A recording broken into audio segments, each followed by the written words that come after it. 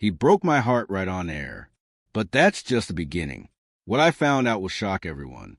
You're not ready for what's coming next. I never imagined this would be my reality. I always thought I was just a regular guy, living a regular life. That was until I overheard the conversation that shattered everything. I had come home early from what was supposed to be a guy's weekend trip. I thought I'd surprise Heather, my wife of 8 years. But what I walked into was anything but a pleasant surprise. It was about 9 p.m. when I pulled into our driveway. I noticed a few cars parked out front. Michelle's Subaru and Kathleen's Honda.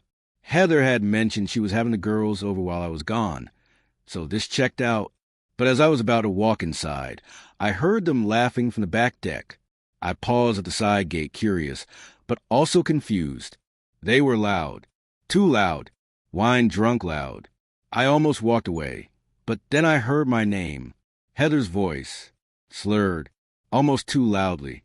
OMG, I still can't believe you've kept this going so long. He's too stupid to realize I've been cheating for years, Michelle chimed in. They all laughed. It felt like a knife cutting through the air. I froze. No, I thought, this can't be real. But it was. The words hit me like a punch to the gut. Heather, my wife, was laughing about the affair she had been hiding from me, an affair that had been going on for years. You should have seen how sweet Griffin was the next day, making me breakfast. Heather continued. If only he knew what his precious wife had been doing the night before. I felt sick to my stomach. I had made her breakfast that morning. Her favorite avocado toast, fancy eggs, coffee in bed. I told her I loved her. How could she be doing this? How could she be so callous? They kept laughing, recounting stories of all the times she'd slept with Sutton, the man she'd been seeing behind my back. I stayed in place, listening, unable to move, unable to think. My mind was crashing, spinning out of control. And then it hit me. Heather had even been with Sutton the weekend of my dad's funeral when she claimed she had food poisoning and couldn't attend. The pain I felt was suffocating. I didn't know how long I stood there. But when I finally realized I couldn't take any more, I turned and walked back to my car, leaving them to their laughter. I drove aimlessly around town, lost in my thoughts, hyperventilating, barely able to breathe. How had I been so blind? Eventually, I called Daryl. His kid had been sick, so the trip had been canceled. He was the only person I could turn to. Dude, my life just imploded. I told him, don't go home tonight. He said, come crash here. We'll figure this out. And so I did. I spent the night pacing his living room while he Googled divorce lawyers. But I couldn't stop thinking. My entire life, all those memories of happy moments with Heather, they all felt like a lie now. Every sweet word, every romantic gesture, every plan for the future shattered. It all made sense now. The girls' trips, the unexplained hotel charges, her secretive behavior. The signs have been there all along, but I've been too trusting, too naive. At 3 a.m., Heather texted me. Girls are crashed here. Hope you're having fun with the boys. Love you. I wanted to throw my phone against the wall. The audacity of it all. Daryl's voice broke through my thoughts. You need to be smart about this, Griffin. Don't confront her. Not yet. I wasn't sure if I could hold it together, but I knew I had to, so I didn't reply. Instead, I started making plans. I made lists, documented everything. The financial records, her affair, the evidence. I called a lawyer the next day, one of the most aggressive ones in town. The lawyer's advice was clear. Secure your finances, document everything, prepare for the worst. But in the back of my mind, a cold, calculating resolve was taking over. I didn't just want a divorce. I wanted justice. I wanted to destroy the image she had so carefully crafted for herself. I wanted her world to crumble in a way she could never have predicted. I went into full reconnaissance mode. While Heather was in the shower, I searched her phone. Screenshots, explicit texts, hotel receipts. Proof of the lies she had been living. The pain was still there, but it was colder now. I wasn't just hurt anymore. I was pissed. Every day, I played the role of the oblivious husband, kissing her goodbye in the morning, asking about her day, pretending everything was fine while I meticulously prepared to rip her world apart. 2 weeks passed, and I was ready. I had everything I needed. The new apartment lease, financial documents, proof of the affair. I was ready to make my move. The hardest part was pretending everything was normal, acting like I didn't know.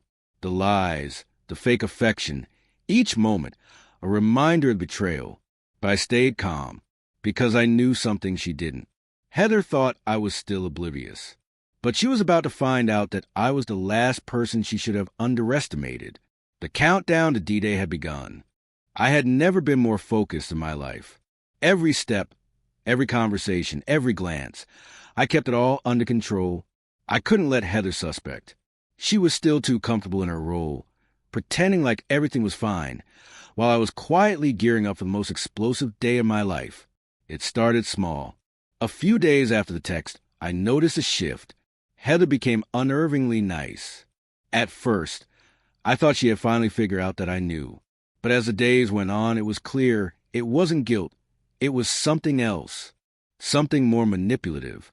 She cooked me my favorite meals, initiated sex more than usual, and even suggested we look at houses in better neighborhoods. It was like she was trying to erase the tension, to make me forget everything.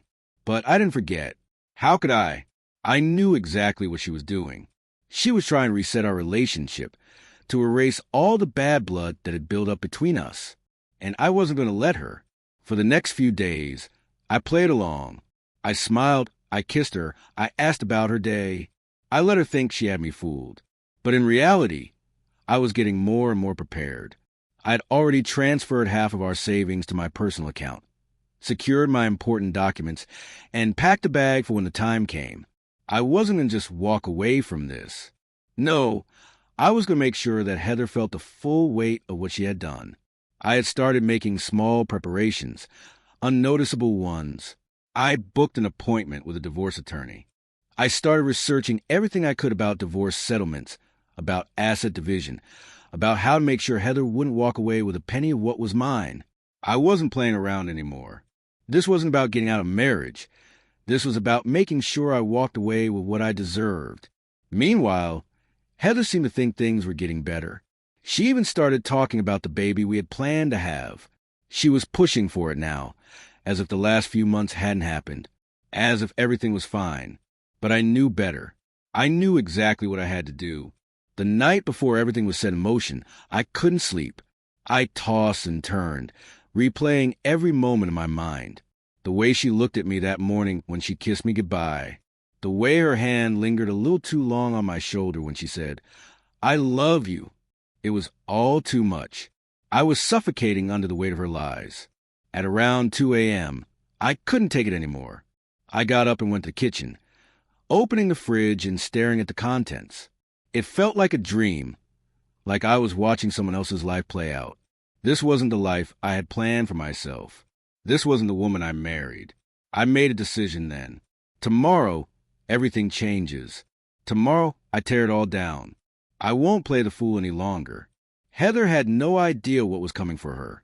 The next morning, I acted like everything was normal. I made coffee. I kissed her goodbye. She seemed too eager to get back to the life she had imagined, but I wasn't going to let her. Not this time. Around noon, I made my move. I pulled out the folder I had been building for weeks, the evidence of her affair, the financial records, the emails between her and Sutton. It was all there neatly organized. I couldn't wait to see the look on her face when she realized I knew everything. But I couldn't make the first move yet. I had to wait. I had to wait until the time was right. That afternoon, I sent a message to Daryl. "Everything's set. I'm ready." He replied instantly, "You sure about this?" I hesitated for a second before responding. It's the only way. As the day wore on, I felt like I was just waiting for the inevitable. The moment where everything would collapse. The moment where Heather's world would come crashing down. And all I could think about was how satisfying it would be to watch her face when she saw what I had uncovered. That evening, after dinner, I sat down on the couch with Heather. She looked at me curiously, sensing that something was different. But she didn't know what was coming. She didn't know that the life she had built, the one she had carefully crafted for everyone to see, was about to unravel, and I was going to be the one to do it. The moment was almost here. I could feel the tension in the air, thick and palpable. And as I reached for my phone, I felt a small flicker of satisfaction. Tomorrow was the day. Tomorrow, everything changed. It was going to be the end of her perfect little life. But then, just as I was about to begin, she looked at me. Her eyes softened, and she reached out to take my hand. "Griffin," she said softly, "let's make this work." I froze. For the first time in weeks, I felt a wave of doubt wash over me. Was I really ready to do this? Was I ready to tear everything down? She was pleading with me now, after everything she had done. And for a moment, I didn't know what to do. But then I remembered the laughter, the way she mocked me with her friends, the lies, the betrayal. I couldn't back down now. I wasn't going to let her win. "This isn't about making it work anymore, Heather," I said, my voice colder than I had ever intended.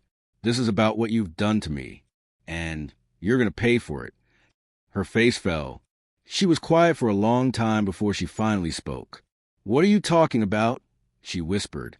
I stood up slowly. "You'll find out soon enough." I had everything in place. The evidence, the lawyer, the apartment. I was ready for D-Day. The storm that had been brewing was about to break, and there was no turning back. I had carefully set every piece in motion, every step calculated. I had to be the one to deliver the final blow. But as I sat there, watching Heather on the couch, I felt a strange hesitation creep up on me. She was trying so hard to make it seem like everything was fine. She was even smiling, pretending like we could just forget about all the things she'd done. The audacity of it. I should have hated her for it. But instead, I felt nothing. Just numbness. The pain had been there, raw and cutting, but now it had turned into something colder, something more calculated. The next morning, I woke up early, as I always did. But today was different. Today, everything changed. I had the meeting with the lawyer scheduled for noon, and I was going to file. No more second chances, no more pretending.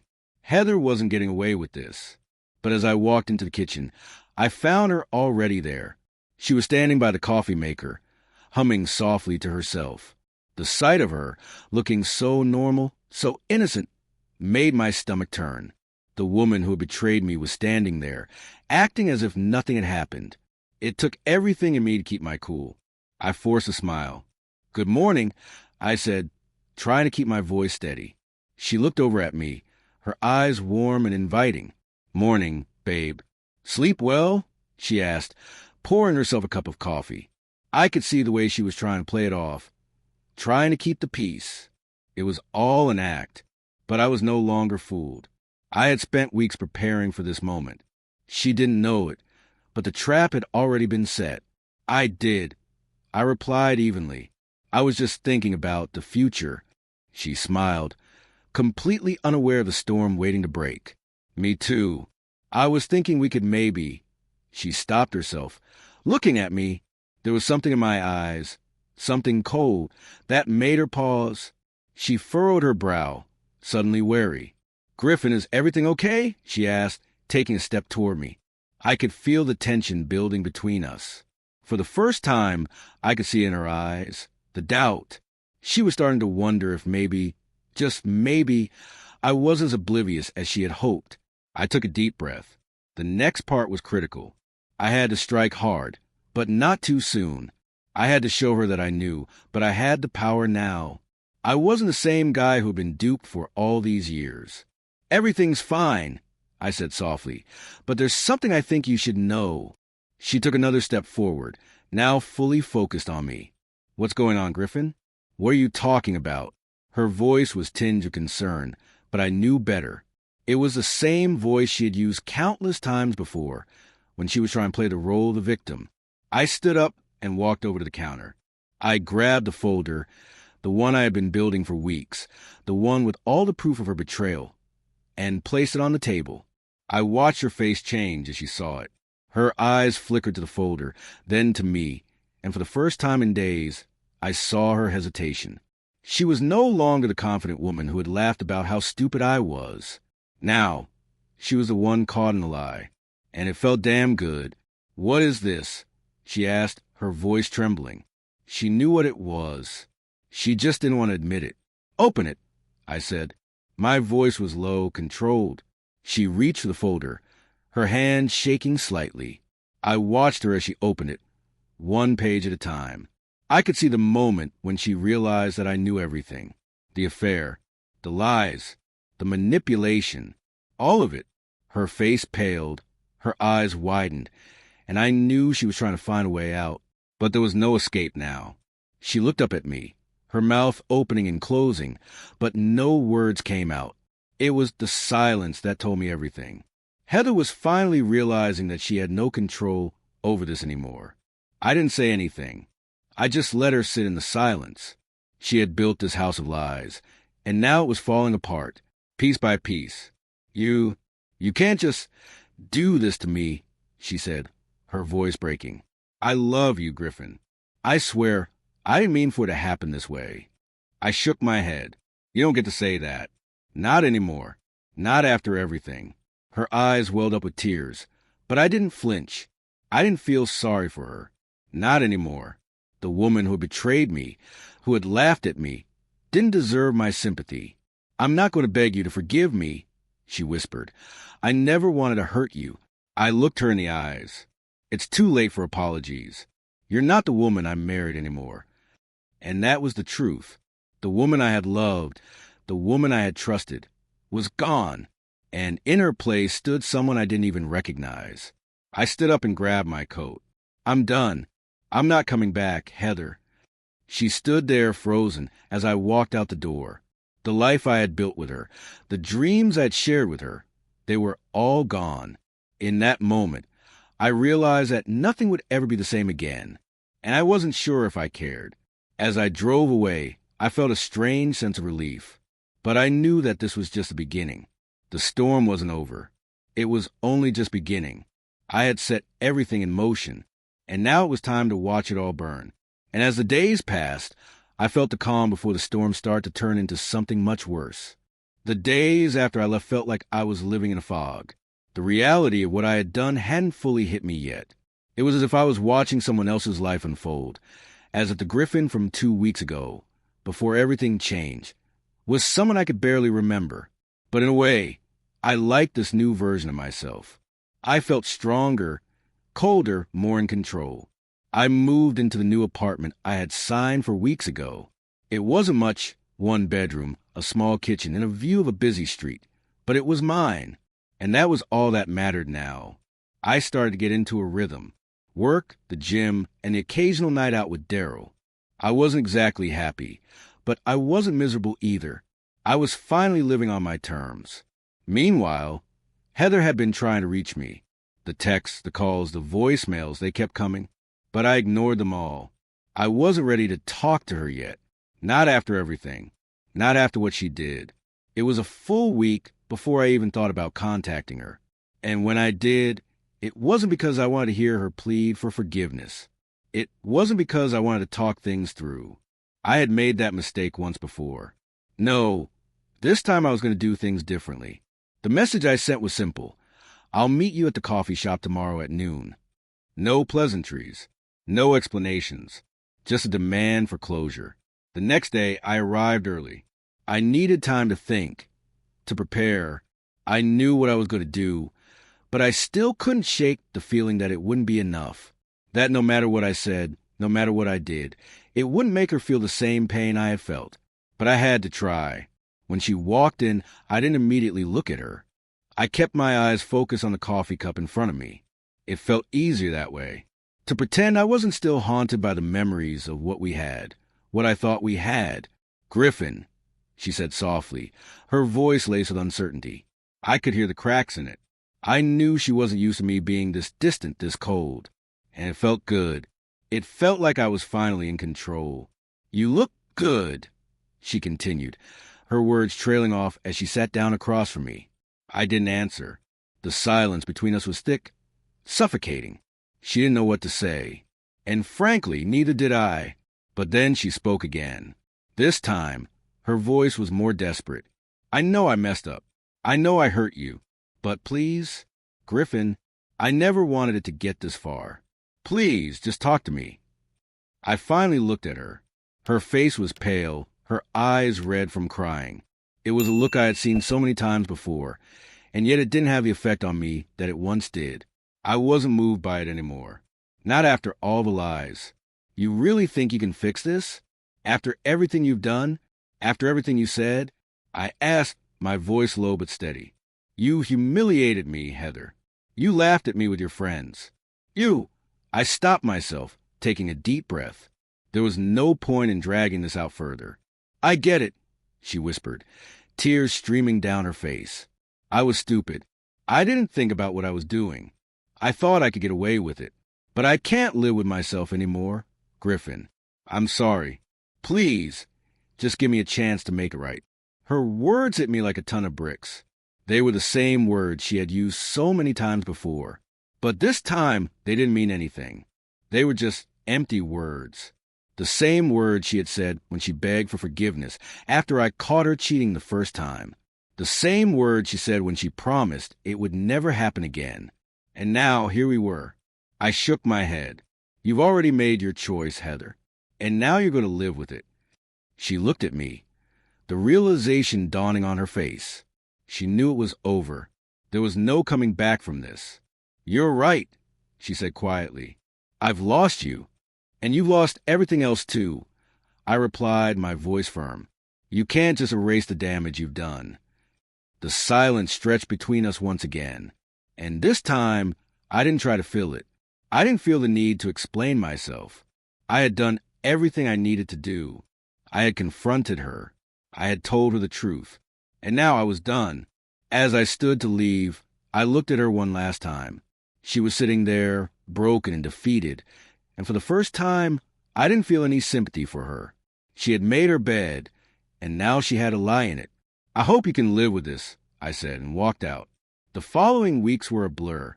There were emails and texts from her, but I never responded. I knew she wanted to make things right, but there was nothing left to fix. The damage had been done. I had lost the person I thought I could trust most in the world, and there was no going back. But despite all that, I felt a strange sense of calm. I was free now. For the first time in a long time, I was free. I didn't have to live in a shadow of betrayal and lies. I didn't have to pretend everything was okay when it wasn't. And while the pain of the past still lingered, I knew one thing for sure. There was no way I was going back. I had moved on, and Heather's world was falling apart. I couldn't help but feel that maybe this was what she deserved. The worst part? I wasn't sure if I cared anymore. Days after I walked away from Heather felt strangely quiet. The noise of the past months, the lies, the tension, the constant emotional turmoil had finally faded. What was left was a strange emptiness. But I didn't feel sadness. I didn't feel regret. I just felt free. I kept to myself mostly. The apartment was small, but it was mine. I spent my days at work, going through the motions, but I never let myself dwell on the past. Heather tried to contact me. Of course. She emailed. She sent texts, but I never replied. She had betrayed me in ways that no amount of apology could ever fix. But then one day, as I was walking out of the office, I received a call from Daryl. "Hey, man, you good?" he asked, his voice a little tense. "I'm fine," I replied. "Why?" "You might want to brace yourself. Your family, well, they're asking questions. Your mom, your sister, they've been trying to get a hold of you." Daryl paused. "They're worried about you." I let out a small laugh, though there was nothing funny about it. Worried? About me? Yeah. Apparently they don't know what happened between you and Heather, but they know something's wrong. They want to talk to you, Griffin. Daryl's voice lowered. They want to fix this. I ran my hand through my hair, irritation bubbling up. My family. They had no idea what I'd been through. And now, after all the years of silence, they wanted to fix it? They wanted to make everything better? I wasn't sure what bothered me more, the concern or the fact that they had no idea what had really been happening in my life. The idea that they were clueless made me feel like I was still trapped in a role they had always expected me to play. The good son. The reliable guy. I wasn't that person anymore. I don't need them to fix anything, I said firmly, finally walking into the parking garage. It's over. I'm done. Daryl didn't press me any further, but I could hear the concern in his voice. Just think about it, man. Maybe it's time to talk. But I knew better. Talking would only drag me back into the same cycle of lies and manipulation. Heather had tried to do it before, and now my family wanted the same thing. They didn't deserve my explanation. I didn't owe them anything. Over the next few days, I received more texts and voicemails. My sister even showed up at my door. I didn't answer. I didn't need them to understand. I had made my decision. But then, a week later, I got a letter in the mail. It was from Heather. I hesitated before opening it, but curiosity won out. Inside was a short letter, written in her familiar, shaky handwriting. Griffin, I know I don't deserve this, but I need you to know that I regret everything. I've lost you, and I don't know how to fix it. I know I hurt you, and I'll never forgive myself. I just hope you can find it in your heart to forgive me someday. But I understand if you can't. I know this is my fault. Please, just know that I am so sorry. I will always love you. Heather. I stared at the letter for a long time, reading the words over and over. Her apology was genuine. I could tell that much. But it didn't matter anymore. I had spent too many years pretending. Too many years ignoring the signs. I had been the fool. And now, I wasn't willing to be fooled again. I folded the letter slowly and placed it back in the envelope. I didn't need it. I didn't need any more closure. I had already made peace with everything. The relationship, the marriage, the betrayal, it was all in the past now. That night, I sat in my apartment, alone. I had a drink in my hand, but the glass felt empty. The weight of the past few months settled heavily on my chest. I didn't regret my decision to leave. I knew it was the right thing to do. But that didn't mean it didn't hurt. I had been living in a world where everything I thought was true had been turned upside down. I had spent years building a life with someone who had lied to me, and now I was free. But in a way, I wasn't sure if I knew who I was anymore. I was no longer the guy who trusted blindly, the guy who believed in love and loyalty. That version of me was gone. In its place stood a man who had learned the hardest lesson of all. Sometimes, the truth is worse than anything you could have imagined. I didn't know what the future held. I didn't know if I'd ever trust again. But I knew one thing. I would never let anyone control me again. I had taken back my life, and that was something no one could take from me. Heather had made her choice. And so had I. The story was over. But, in a way, it had just begun. And as the weeks passed, I started to rebuild. Slowly, cautiously, I found my footing again. The storm had passed, but the damage had been done. There was no going back. And in the quiet aftermath, I couldn't help but wonder, would Heather ever truly understand the cost of her betrayal? Would she ever truly regret what she did? Or would she simply move on, leaving the wreckage behind her? I didn't know, but I wasn't going to be around to find out. The aftermath was mine to live with, and I would carry it, no matter what.